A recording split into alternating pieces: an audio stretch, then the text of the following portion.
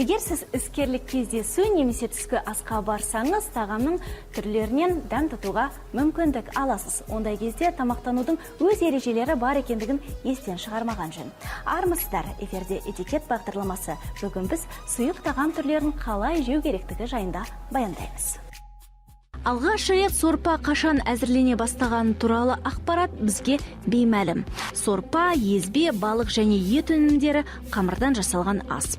Бұл тағамдарды жеудің өз ережелері бар. Егер ас үйде әзірленіп оған 6 адамнан артық қонақ шақырылса, сорпа құйылған ыдыс дастарханға қойылады. Ол үстелдің дәл ортасында тұруы тиіс.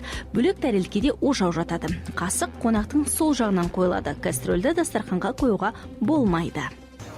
Чаще всего домашний суп из домашних. Негізінен біздің қонақтар тауық қосылған кеспе, қышқыл көже және саңырауқұлақтан дайындалған сорпаға тапсырыс береді.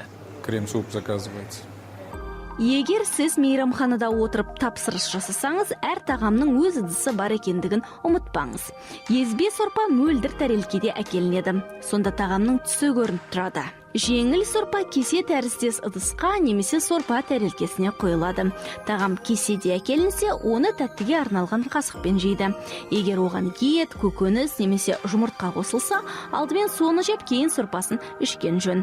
Кесенің екі жағында да тұтқасы болса, сорпаны тек қасықпен ғана жейді. Ыдыстың шетінен ішуге болмайды.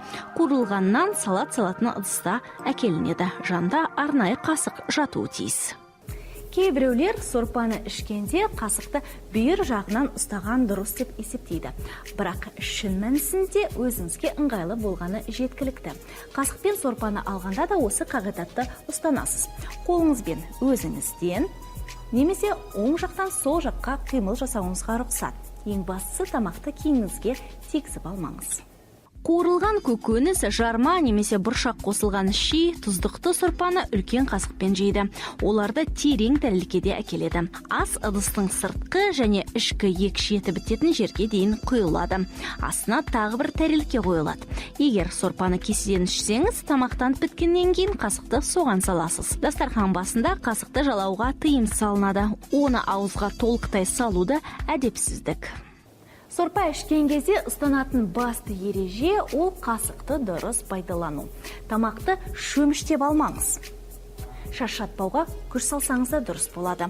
Ал сорпаңыз сәл төгіліп қалса, тәрелкенің шетінен ұстаңыз. Қасық үстелмен қатар тұруы тиіс, және де сорпаны ақырын дыбыс шығармай ішкен жөн. Егер құйылған сорпаның ішіндегі көкөністер мен ет кесектері тым ірі болса, оларды қасықпен бөліп қойыңыз. Ол үшін ең алдымен кесектерді жанындағы қосымша тәрелкеге салыңыз. Қойуын сұйығымен бірге жеу керек. Егер сорпа қыш құмыраға құйылса, асты соның ішінен жей беруге болады. Ал қасыңызға үлкен тәрелке қойылса, даяшыдан сорпаны сол ыдысқа құйып беруді сұраңыз. Кейбір аспаздар тағам әзірлегенде осыны алдын ала ойластырып қояды. Пісірілген сорпаның ішіндегі нанды қасықпен немесе пышақпен кесіп жейді. Әдетте жұрт оны мүлдем жемейді немесе бөлек нан салатын тәрелкеге қояды. Эта крышка, она не так сильно влияет на вкусовое Бұл качество. қақпақ тағамның дәміне қатты әсер етпейді.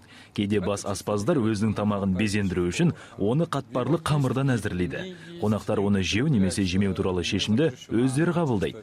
Көптеген мейрамхана мамандары оны бөлек кастрөлде дайындайды. Дастарханға апарар алдында құмыраның ішіне И салады. перед подачей просто доводит в горшки. Егер қасықты сорпаға салып үлгерсеңіз, оны дастархан бетіне қоюға болмайды. Тамақтанып біткеннен кейін оны сол тәрелкеде қалдырыңыз. Бірақ кейде бұл әрекет ас ішіп отырған адам тағы сорпа құюды сұрап отырғандығын білдіруі мүмкін. Сол себепті даяшы келіп, оны қонақтардан нақтылап алуы тиіс. Тағы бір айта кететін жайт, ол сорпаны суыту мәселесі. Ешқашан тағамға үрлеп немесе оны қайта-қайта араластыруға рұқсат етілмейді. Тағамды соңына дейін жеп біту үшін тәрелкені қисайтқанда жөнсіз. Әдептілік ережесіне сәйкес ауқаттанғаннан кейін тәрелке бос қалмағаны жөн. Сорпаны дұрыс ішіңіз, әйтпесе қоршаған ортаңыз сізді әдепсіз адам деп ойлап қалуы әбден мүмкін. Сол себепті этикет ережелерін есте ұстайық, табысқа бірге қол жеткізейік.